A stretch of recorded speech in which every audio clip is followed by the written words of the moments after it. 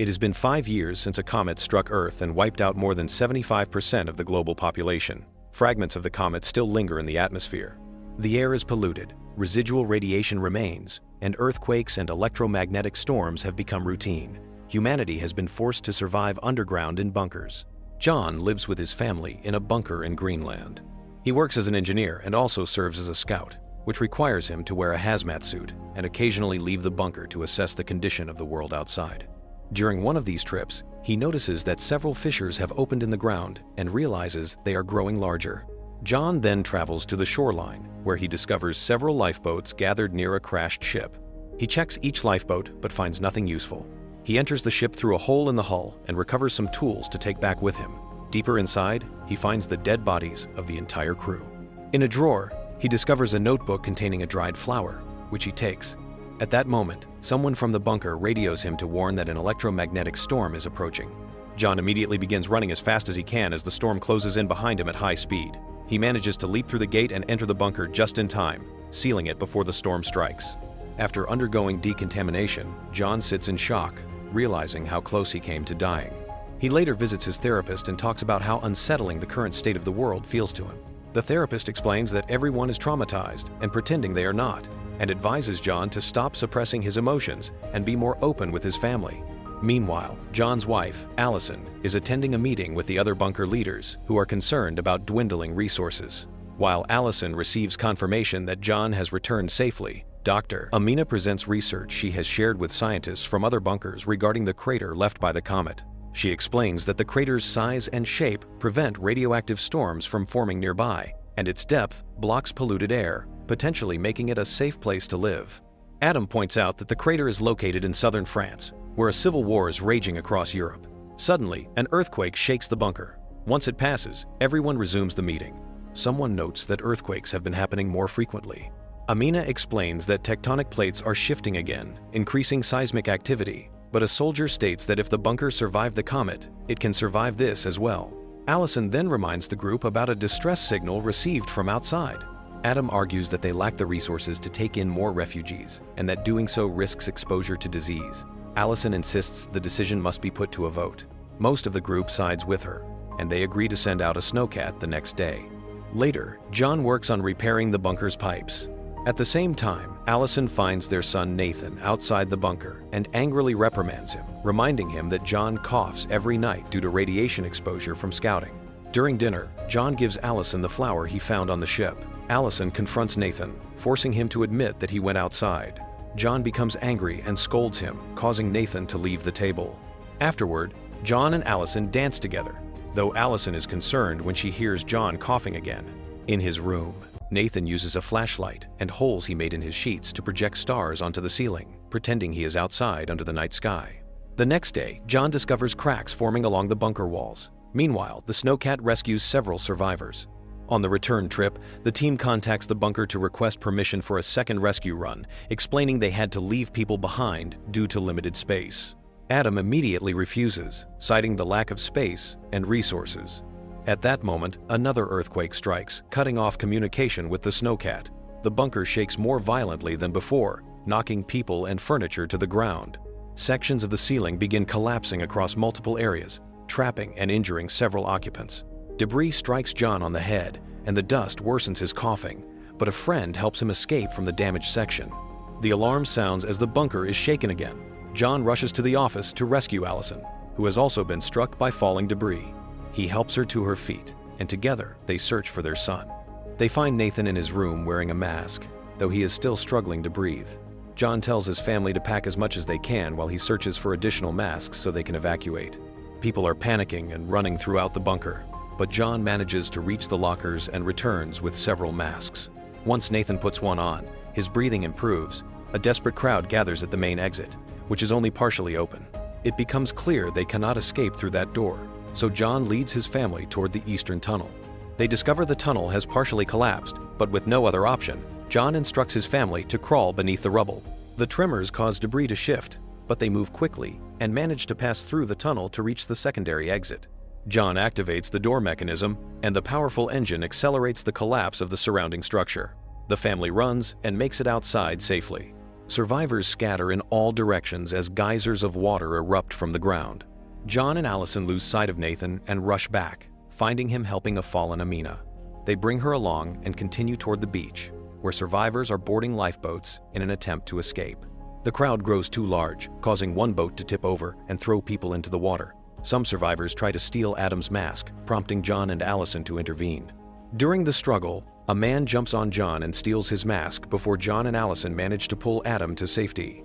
Only one lifeboat remains. John guides his family and several others aboard as quickly as possible. Allison wants to allow more people on, but the pilot warns that additional weight would cause the boat to sink.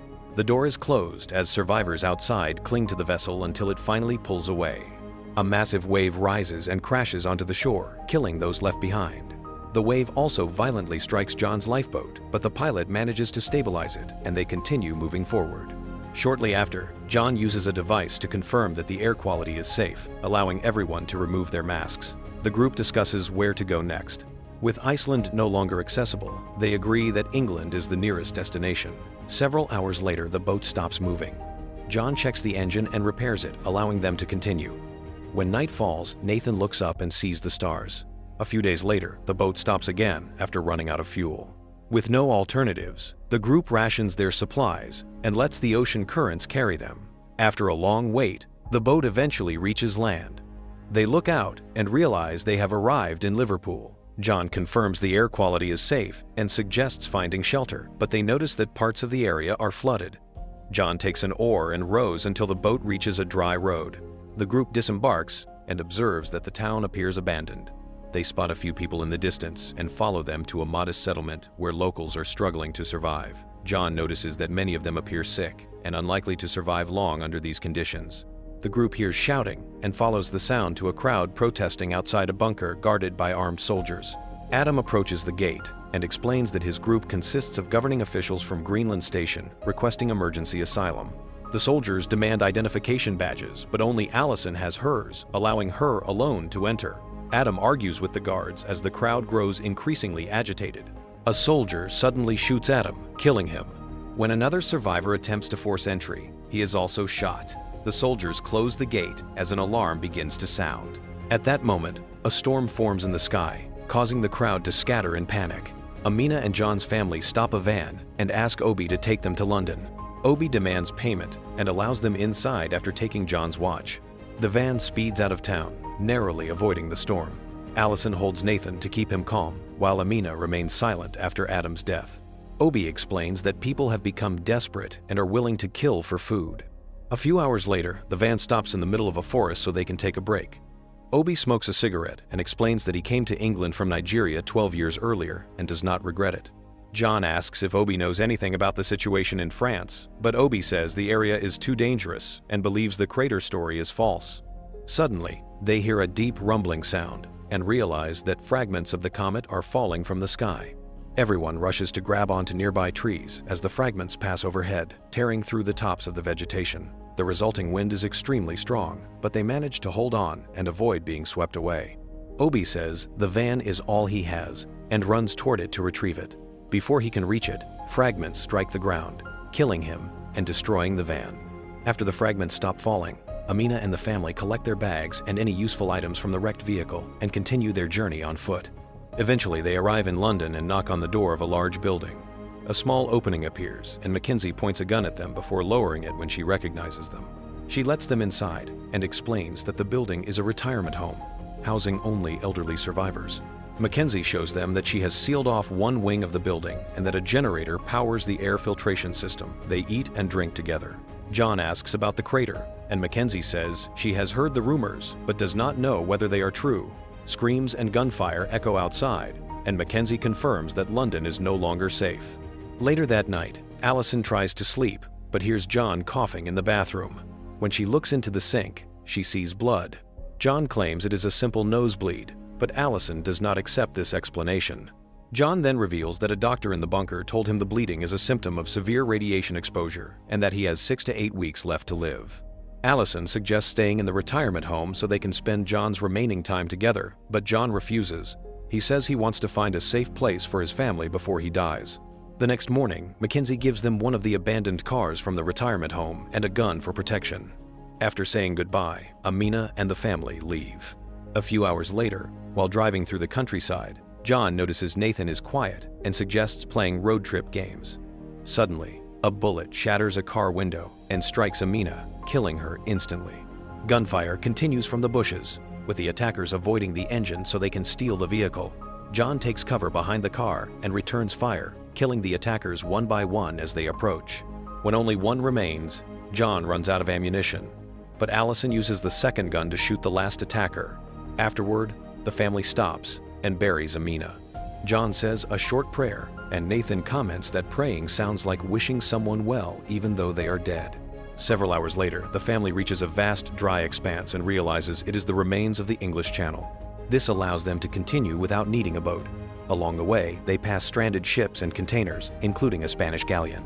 Further ahead, their path is blocked by abandoned vehicles and immobile survivors.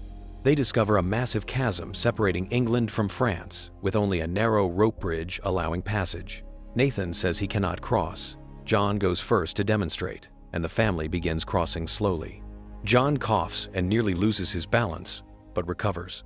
A strong wind suddenly shakes the bridge, forcing everyone to grip tightly. The wind soon stops, allowing them to reach a rocky platform in the center of the chasm. Two ladders connect the platform to the opposite side. As they rest briefly, an earthquake strikes, but no one falls. The family climbs onto one of the ladders and begins crossing. Another earthquake hits, causing rocks to fall and the rope bridge to collapse, sending several people into the abyss. On the second ladder, a man turns back in panic and pushes another person off. The ladder begins to slip, and the man jumps, landing on Nathan just as the rocky platform collapses, causing the second ladder and several people to fall as well. Nathan manages to hold onto the edge of the ladder, and his parents pull him back up. The remaining rocky formation continues to collapse, forcing the family to move quickly. They cross the final stretch and reach France safely. They continue on foot, moving through a vast wasteland with no sign of life. A gunshot suddenly rings out, and they see a man named Dennis, aiming a rifle at them. When he realizes they are not robbers, he lowers the weapon and offers to take them to his home. Soon after, they arrive in northern France. Dennis is living in an old factory powered by a car engine connected to solar panels. He introduces them to his daughter Camille and his wife, who is unable to speak and uses a wheelchair due to radiation damage to her nervous system. During dinner, Dennis learns that the family is trying to reach the crater. He warns them that the region is extremely dangerous, with only 2 cities still standing and constant fighting over control of the crater, including battles involving remnants of the French army. Camille takes Nathan to her room and shows him items Dennis scavenged from abandoned buildings. Nathan shows her the star pattern he created in the bunker. The next morning, Dennis gives John a map and points out the least dangerous route. He also gives John an old photograph and the name of a friend in the army, explaining that it may help them gain assistance. Dennis then asks John to take Camille with them. He explains that he cannot travel because he must care for his wife. John hesitates, but Allison agrees. Camille says goodbye to her parents and leaves with John's family in Dennis's vehicle. After several hours of driving, Allison suggests stopping so they can rest. John starts a game to lift everyone's focus, and the group relaxes briefly. Soon after, military vehicles appear and soldiers surround them. Camille mentions her father's contact, which convinces the soldiers to help them cross the area. By nightfall, the group reaches an active war zone. A soldier leads them behind the front lines so they can move through the forest unseen. Explosions erupt nearby, forcing them to stop and wait before continuing. They cross a wire fence and enter a more dangerous section, where they must run to avoid gunfire and explosions. Soldiers fall around them, and they witness others being killed. Their guide radios his unit, reporting civilians in transit, and is told to keep moving while support fire is provided. They reach the trenches, where John nearly collapses from coughing. Moving through the trench, they step around bodies and pass wounded soldiers. Eventually, they reach a ladder, and the guide sends them into the forest, instructing them to continue forward until they find a camp. By morning, they reach a military settlement. Camille notices newly formed mountains, and John realizes they are close to the crater. When they ask about Dennis's friend, they are told he is dead. The soldiers initially refuse to help, but John explains that he is dying and only wants to get his family to safety. One man agrees to help and secures them a place on a transport bus. John's family and several other survivors board the bus heading toward the crater. Along the way, an explosion rocks the road and insurgents surround the vehicle.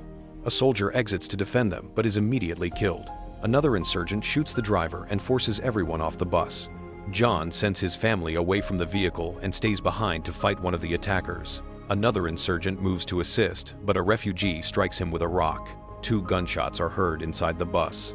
John emerges holding a weapon, wounded by gunfire. Everyone re-enters the bus. Allison drives while Nathan applies pressure to John's wound.